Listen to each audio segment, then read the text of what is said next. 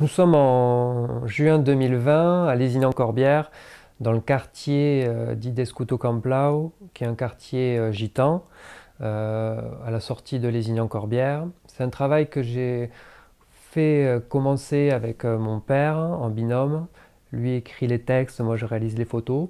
On a décidé de s'intéresser à ce quartier, qui est un quartier historique gitan de cette ville, où mon père a grandi, où j'ai grandi.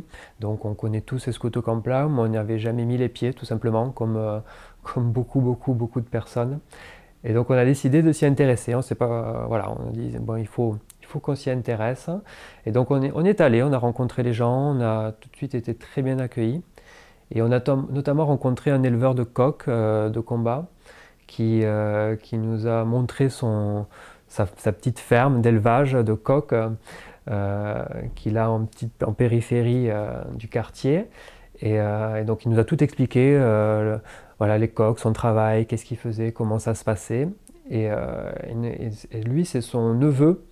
Il nous l'a tout de suite présenté comme le futur éleveur qui va le remplacer quand lui sera plus là. Et donc, comme on peut le voir sur cette image, en fait, là, il est au cœur d'un petit ring en fait, où ils vont mettre les coqs dedans, ils vont voir comment ils réagissent, voir s'ils sont combatifs. Voilà, c'est un petit ring de combat où juste voilà, ils voient les bêtes comment ils réagissent. Et donc il nous a sorti ce coq-là, qui est un des coqs les plus gros en fait au niveau de son corps. Il est vraiment très impressionnant.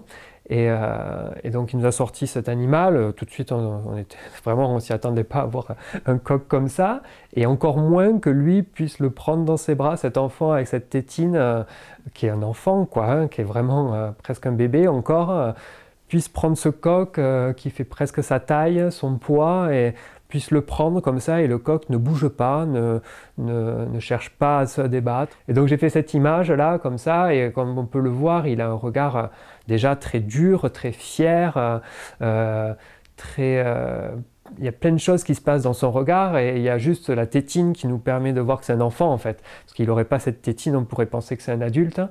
Mais voilà, il y a ce regard-là, cette posture hein, qui ressort de cette image, qui est pour moi une des images les plus symboliques pour le moment de ce travail-là. Et j'ai pu d'ailleurs, à cette occasion, suivre un mariage gitan de Rarène. Donc là, on est dans sa chambre.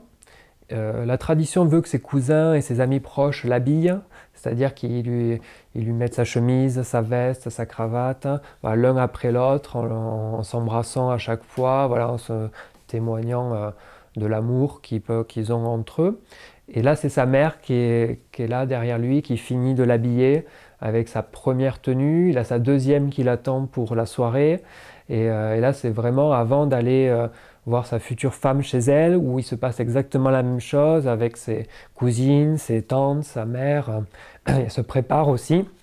Et ensuite, quand ils se retrouvent, ils vont à la salle des fêtes, hein, où voilà, la fête démarre hein, et dure jusqu'à très tard dans la nuit. Donc c'est un moment qui est très intime pour eux dans leur vie, et donc on a pu suivre d'assez près.